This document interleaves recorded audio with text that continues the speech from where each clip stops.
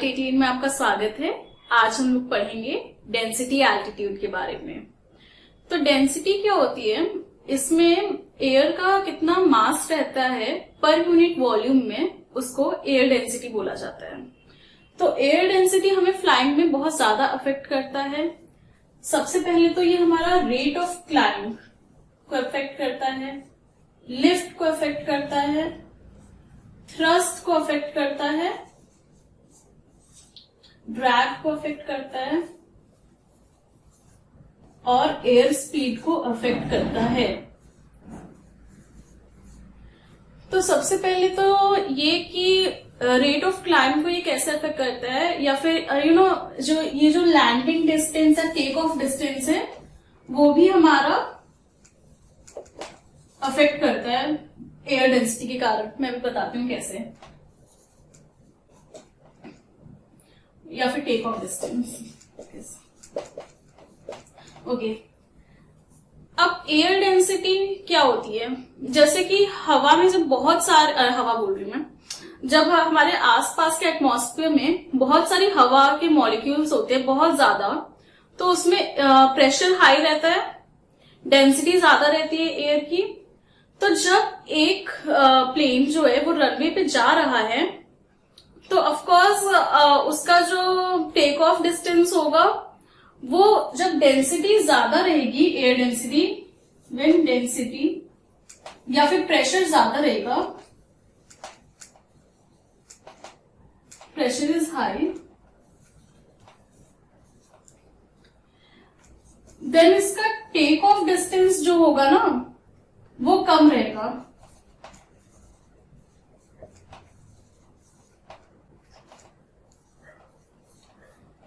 और in fact landing distance भी कम हो जाएगा।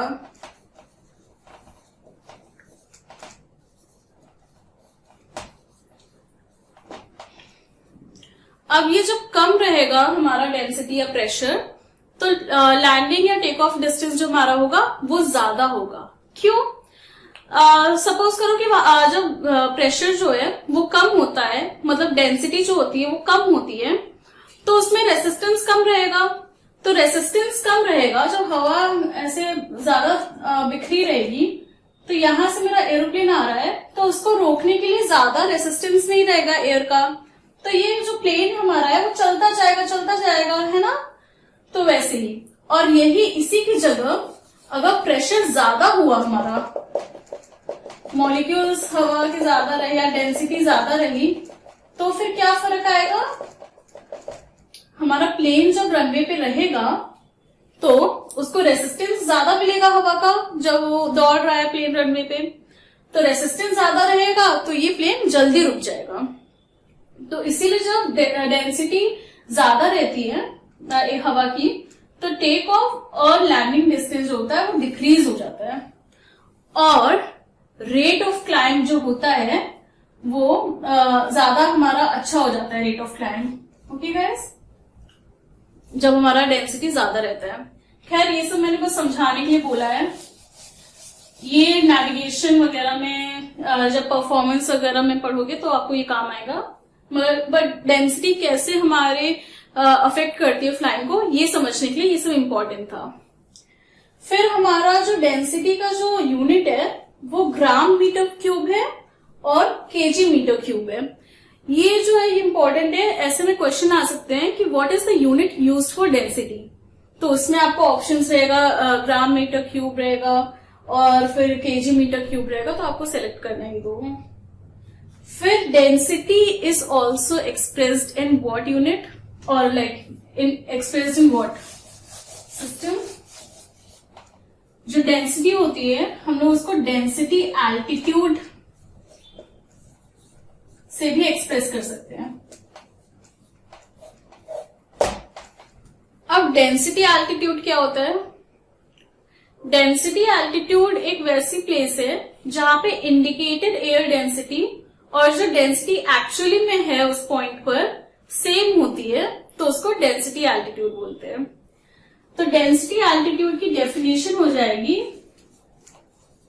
It is expressed at the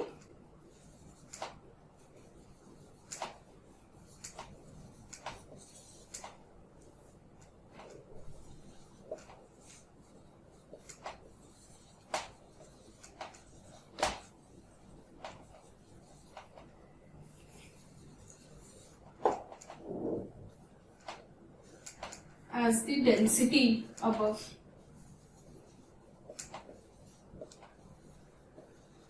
density altitude की डेफिनेशन है, it is expressed as the density above height above mean sea level. Okay, तो ये जो डेंसिटी है, डेंसिटी एल्टीट्यूड और डेंसिटी जो है वो बेसिकली सेम ही चीज है. हम लोग डेंसिटी को एक्सप्रेस करते हैं डेंसिटी एल्टीट्यूड में. ओके, तो डेंसिटी एल्टीट्यूड भी हमारा सेम चीज अफेक्ट करता है जो कि डेंसिटी अफेक्ट करती है, जो कि हो गया drag, thrust, ROC, climb, you know, overall performance जो होता है वो डेंसिटी एल्टीट्यूड हमारा अफेक्ट करता है. अब मैं एक डायग्राम बनाने जा रही हूं जिससे कि आपका डेंसिटी एल्टीट्यूड का जो कॉन्सेप्ट है वो क्लियर हो जाएगा. तो सपोज करिए हमारे पास 3 एटमॉस्फेयर के सैंपल्स हैं. ये जो एटमॉस्फेयर के सैंपल्स हैं सबका टेम्परेचर अलग अलग है. इसका समझ लो 30 डिग्री सेल्सियस है, इसका 15 डिग्री सेल्सियस है और इसका 2 डिग्री सेल्सियस है. अब 30 डिग्री सेल्सियस में तापमान बहुत ज्यादा है. तापमान ज्यादा है तो हवा गर्म हो जाएगी, हवा गर्म हो जाएगी तो हवा हल्की हो जाएगी, हवा हल्की हो जाएगी तो हवा ऊपर उठेगी और एक पॉइंट पे जाके हवा ठंडी हो जाएगी. और ये जब हवा ठंडी होती है तो हाई एल्टीट्यूड पे ठंडी होती है, क्योंकि जब एल्टीट्यूड एकदम से बढ़ जाता है तो ऊपर तो गर्म, हाँ, तो मतलब वहां पे थोड़ा ठंडा होता है. फिर यहाँ पे भी सेम चीज होगी. यहाँ पे टेम्परेचर थोड़ा सा कम, इससे जो है टेम्परेचर थोड़ा सा ये है कम है, तो फिर 15 डिग्री सेल्सियस पे हवा गर्म होगी और एक पॉइंट पे जाके ठंडी हो जाएगी. मगर यहाँ पे थोड़ी सी ठंडी है 30 डिग्री सेल्सियस से ज्यादा, तो इसलिए इसका जो हवा जाएगा वो थोड़ा सा नीचे एल्टीट्यूड पे ठंडा हो जाएगा. तो यहाँ पे डीए जो होता है वो थोड़ा नीचे रहता है. 2 डिग्री सेल्सियस पे सरफेस एकदम ठंडा रहता है. सरफेस ठंडा रहता है तो फिर हवा गर्म नहीं होती है, हवा भारी की भारी रहती है. हवा जब भारी रहती है तो फिर वो सतह पे ही रहती है और इसीलिए वहां का जो डेंसिटी एल्टीट्यूड रहता है वो सबसे नीचे रहता है. ओके, तो आई होप इससे आपका डेंसिटी एल्टीट्यूड का जो कॉन्सेप्ट है वो क्लियर हो जाएगा. और एक और चीज है, डेंसिटी एल्टीट्यूड जब भी मतलब टेम्परेचर 1 डिग्री बढ़ता है तो आईएसए से, तो फिर आईएसए क्या होता है, इंटरनेशनल स्टैंडर्ड एटमॉस्फेयर.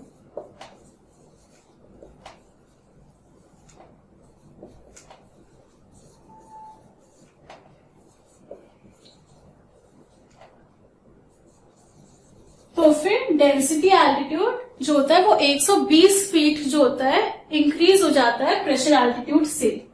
ठीक, मतलब प्रेशर एल्टीट्यूड के ऊपर 120 फीट चला जाता है जब 1 डिग्री टेम्परेचर ज्यादा हो जाता है इंटरनेशनल स्टैंडर्ड एटमॉस्फेयर से. तो अब पीए और डीए में क्या अंतर है, मैं यहाँ पे डेफिनेशन लिख देती हूँ फिर एक्सप्लेन करती हूँ. Pressure altitude is the altitude indicated when the altimeter is set to 1013 हेक्टोपास्कल्स.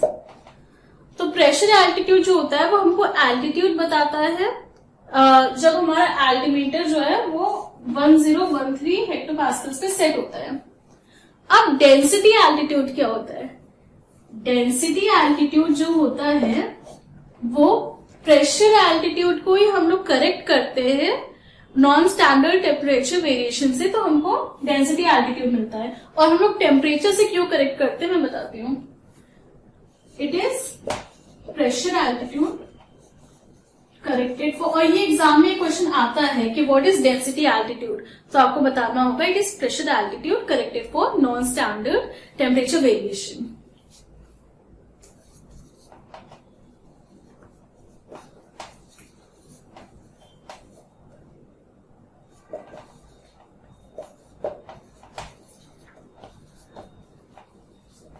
देखो आपको मैंने अभी बताया कि जो डेंसिटी एल्टीट्यूड है वो टेम्परेचर से बहुत ज्यादा वैरी करता है। जब टेम्परेचर हाई होगा तो डेंसिटी एल्टीट्यूड भी ऊपर तक जाएगा, क्योंकि डेंसिटी एयर डेंसिटी जो होती है या एयर प्रेशर जो होता है वो कम हो जाता है जैसे जैसे डेंसिटी बढ़ती है, तो फिर मतलब डेंसिटी एल्टीट्यूड बढ़ता है।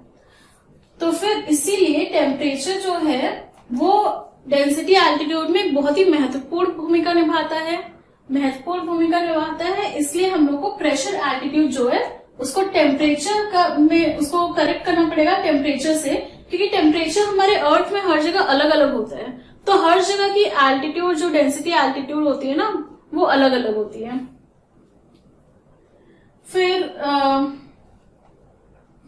वही इसको तो इसीलिए प्रेशर एल्टीट्यूड को जब हम लोग टेम्परेचर से करेक्ट करेंगे तो हम लोग को डेंसिटी एल्टीट्यूड मिल जाएगा, एज सिंपल एज दैट। फिर ये इंपॉर्टेंट पॉइंट है कि density altitude is higher if atmosphere is warmer than ISA। अब ये तो मैंने पहले बता दिया था कि अगर एटमॉस्फेयर गर्म रहेगा तो डेंसिटी एल्टीट्यूड बढ़ती जाएगी, क्योंकि प्रेशर कम होगा, मॉलिक्यूल्स जो एटमॉस्फेयर में है हवा के वो फैलेंगे, स्ट्रेच करेंगे और डेंसिटी एल्टीट्यूड जो है वो बढ़ता जाएगा। फिर फैक्टर्स जो डेंसिटी एल्टीट्यूड को अफेक्ट करते हैं वो क्या क्या होते हैं?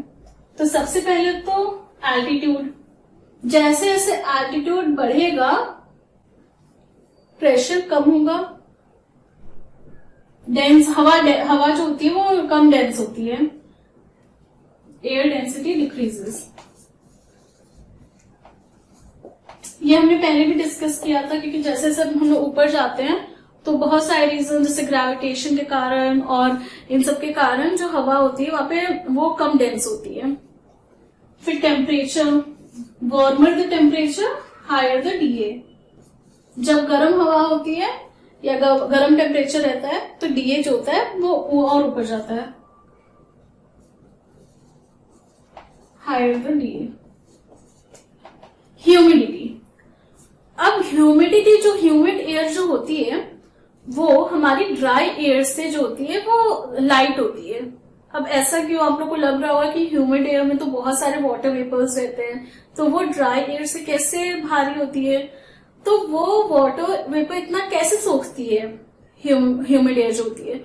क्योंकि वो हवा इतनी गर्म होती है कि वो वाटर वेपर को सोख लेती है और इसलिए वो ड्राई एयर से भी हल्की रहती है। और ह्यूमिडिटी जब ड्राई एयर से भी हल्की जब एयर है तो ह्यूमिडिटी के टाइम क्या होगा? जब ह्यूमिडिटी के टाइम हमें एयर रेसिस्टेंस कम मिलेगा, बहुत कम। तो फिर टेक ऑफ और लैंडिंग डिस्टेंस जो होता है वो बढ़ जाता है ह्यूमिडिटी के टाइम। फाइन। तो इसीलिए जब ह्यूमिड एयर में हम लोग टेक ऑफ या लैंडिंग कर रहे हैं तो 10% हमको टेक ऑफ डिस्टेंस जो रिक्वायर्ड है उसको बढ़ा देना चाहिए नॉर्मल एयर के मुकाबले, ठीक। और जो ह्यूमिडिटी है वो डेंसिटी एल्टीट्यूड को उतना वैरी नहीं करती है, मगर हाँ फिर भी वो एक पॉइंट पे आ जाता है। अब डेंसिटी कैसे हाइट से वैरी करती है हम लोग वो जानेंगे। तो जैसे जैसे हाइट बढ़ती है, मैंने आपको बताया था कि हवा की जो डेंसिटी है वो कम होती जाती है एटमॉस्फेयर में, मगर 240 किलोमीटर के ऊपर तक भी इतनी डेंसिटी रहती है हवा की कि वो रेसिस्टेंस प्रोवाइड कर सके। ओके, ये मैंने शायद मार्क किया था। 240 किलोमीटर ऊपर भी अगर हम लोग सरफेस से जाएंगे तो भी हवा बाहर रहती है और वो रेसिस्टेंस प्रोवाइड करती है। इसीलिए बोला जाता है कि हमारा जो एटमॉस्फेयर है वो सरफेस से लेके 800 किलोमीटर ऊपर तक फैला हुआ है, और जब हर 1000 फीट पे एयर डेंसिटी 3% गिर जाती है, मगर ये जो वैलिड है ये चीज सिर्फ 20,000 फीट तक।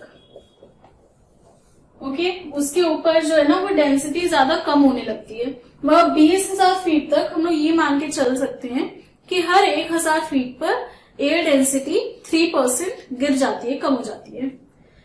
अगर यूनिफॉर्म होती है एयर डेंसिटी तो फिर हमारा जो एटमॉस्फेयर है वो 8 किलोमीटर तक मतलब एकदम हम लोग सर्वाइव कर जाते हैं अच्छे से। मगर क्योंकि डेंसिटी हाइट से गिरती रहती है तो क्या होता है, हर 5-6 किलोमीटर में वो वापस से अपनी आधी हो जाती है। तो इसीलिए 6 किलोमीटर सरफेस से 6 किलोमीटर ऊपर तक एयर डेंसिटी हाफ हो जाती है, और 11 किलोमीटर पर 1/4 हो जाती है, और फिर 17 किलोमीटर पर 1/8 हो जाती है। तो ये भी एक इम्पोर्टेंट चीज है, ये भी आ सकता है।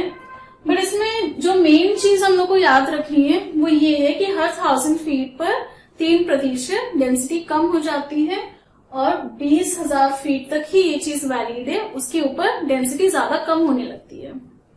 तो इसी के साथ हमारा डेंसिटी एल्टीट्यूड का जो चैप्टर है वो खत्म हो जाता है। Thank you.